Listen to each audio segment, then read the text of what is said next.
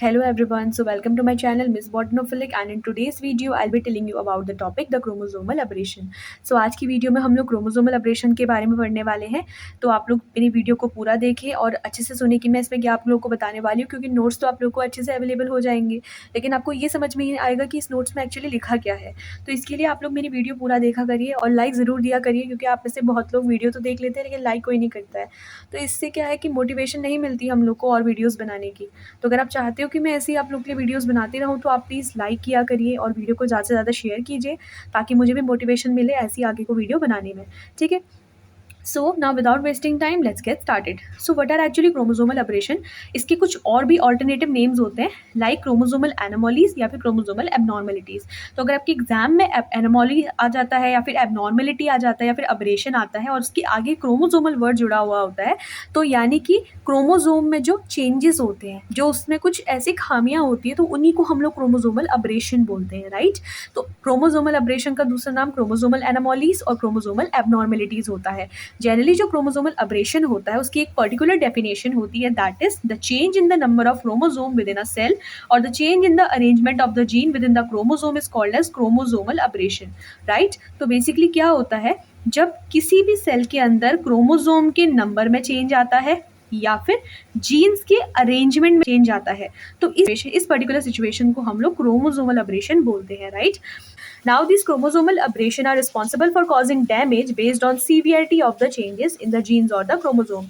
तो ये जो chromosomal aberrations होता है, ये जनरली क्या करते हैं कि ये सेल में डैमेज कॉज करते हैं, और ये जो डैमेज हो जाता है ये इसलिए होता है because of the severity of the changes. ठीक है, ये जो डैमेज होता है इनका जो लेवल होता है वो डिपेंड करता है कि कितने नंबर पे क्या है चेंज हुए हैं क्रोमोसोम पे। अगर चेंजेस ज़्यादा होंगे तो जो डैमेज होगा बॉडी को वो ज़्यादा होगा, अगर चेंजेस कम होंगे तो जो डैमेज होगा वो कैसा होगा, कम। Now let's talk about the features of the chromosomal aberration. These are the 5 features of chromosomal aberration. पहला कि दे अगर more in older tissue than in younger tissue. Younger tissues के रिस्पेक्ट पे ये ज़्यादातर किसमें होता है, ओल्डर टिश्यू, ओल्डर ऑर्गन या फिर ज़्यादा जो एजेड ऑर्गेनिजम्स होता है उनमें देखने को मिलता है। ठीक है, कॉज ब्रेकेज ऑफ फ्रेगमेंट्स। तो बेसिकली क्या होता है कि क्रोमोसोम्स के फ्रेगमेंट्स की ब्रेकिंग ये कॉज करते हैं। तो इनका बेसिक एक जो साइड इफेक्ट होता है क्रोमोसोमल अबरेशन का, वो ये होता है कि क्रोमोसोमल के फ्रेगमेंट्स में क्या होता है, क्या करते हैं, ये ब्रेक कर देते हैं क्रोमोसोम के फ्रेगमेंट्स को। उसके बाद से नेक्स्ट आ जाता है कि broken segment can join with same और डिफरेंट क्रोमोसोम और may be losted, affected by temperature, O2 availability, metabolic state of the cell. तो बेसिकली क्या होता है कि जो क्रोमोसोमल अबरेशन होता है इसको टेम्परेचर, O2 अवेलेबिलिटी और मेटाबॉलिक स्टेट ऑफ सेल क्या करती है, इफेक्ट करती है। Now chromosomal aberration is of 2 type, एक होता है स्ट्रक्चरल अबरेशन और एक होता है न्यूमेरिकल अबरेशन, राइट। इन दोनों की डिटेल वीडियो मैं इसके बाद बनाऊंगी, जहाँ पे हमें हर एक टाइप की जो सब टाइप होता है उसको डिटेल में पढ़ना पड़ता है। लाइक स्ट्रक्चर के अंदर 4 टाइप के आते हैं, डिलीशन, डुप्लीकेशन, इन्वर्जन, ट्रांसलोकेशन। तो हर किसी को आपको थोड़ा डिटेल में पढ़ना पड़ता है, क्योंकि at higher level of studies ये चारों को डिटेल में पढ़ना बहुत ज़रूरी होता है। You should know about each and every event in such cases, right. तो जनरली क्या होता है, ये 2 टाइप का होता है, एक स्ट्रक्चरल होता है और एक न्यूमेरिकल होता है। Now let's talk about the basic summary for the structural type of chromosomal aberration. तो what are structural chromosomal aberration? जब जीन्स के नंबर में या फिर अरेंजमेंट में चेंज आ जाता है तो उसको हम लोग स्ट्रक्चरल क्रोमोसोमल अबरेशन बोलते हैं। तो यहाँ पे मैंने आपको बोला कि एक केस तो ये बनता है कि involving the change in the number of gene, और दूसरा केस आता है involving the change in the arrangement of gene. अगर नंबर ऑफ जीन के रिस्पेक्ट पे बोलते हैं तो इसके अकॉर्डिंग 2 टाइप की स्ट्रक्चरल क्रोमोसोमल अबरेशन होती है, एक डिलीशन होती है और एक डुप्लीकेशन होती है। और अगर अरेंजमेंट ऑफ जीन्स के अकॉर्डिंग बोलेंगे तो एक इन्वर्जन होता है और एक ट्रांसलोकेशन होता है। तो मैं इसको एक बेसिक समरी आपको बता देती हूँ। सबसे पहले डिलीशन, डिलीट करना मतलब क्या होता है कि क्रोमोसोम का, यहाँ पे क्या होता है, क्रोमोसोम के अंदर जीन्स प्रेजेंट होते हैं, तो जीन्स का एक सेगमेंट क्या होता है, वो लॉस हो जाता है यहाँ पे। अगर हम लोग डुप्लीकेशन के बारे में बोलेंगे, यानी कि डुप्लीकेट होना, तो वो जो सेगमेंट है यहाँ पे, एक पर्टिकुलर सेगमेंट का क्या होता है, डुप्लीकेशन होता है, उसका ही जैसा एक और बन जाता है एक पर्टिकुलर क्रोमोसोमल सेगमेंट में। उसके बाद से इन्वर्जन के बारे में बोलेंगे, तो यहाँ पे एक जीन का छोटा सा सेगमेंट क्या होता है, क्रोमोसोम का छोटा सा सेगमेंट क्या करता है, वो इन्वर्स हो जाता है, वो 180 डिग्री के अराउंड रोटेट करता है। तो जो पोजीशन, जो भी पर्टिकुलर कॉर्नर अप पे था वो डाउन की तरफ आ जाता है, और जो डाउन में था वो अप की तरफ चले जाता है। ठीक है, तो यहाँ पे रोटेशन होता है 180 डिग्री का। Last we have the translocation. Translocation क्या होता है कि जैसे हमारे पास 2 क्रोमोसोम प्रेजेंट है, तो इस क्रोमोसोम का जो भी डुप्लीकेटेड पार्ट होता है वो जाके इस पर्टिकुलर क्रोमोसोम में शिफ्ट हो जाता है। ठीक है, तो बेसिक अगर हम बात करते हैं ट्रांसलोकेशन की, तो what happen in translocation, that the transfer of that particular segment takes place into the another chromosome.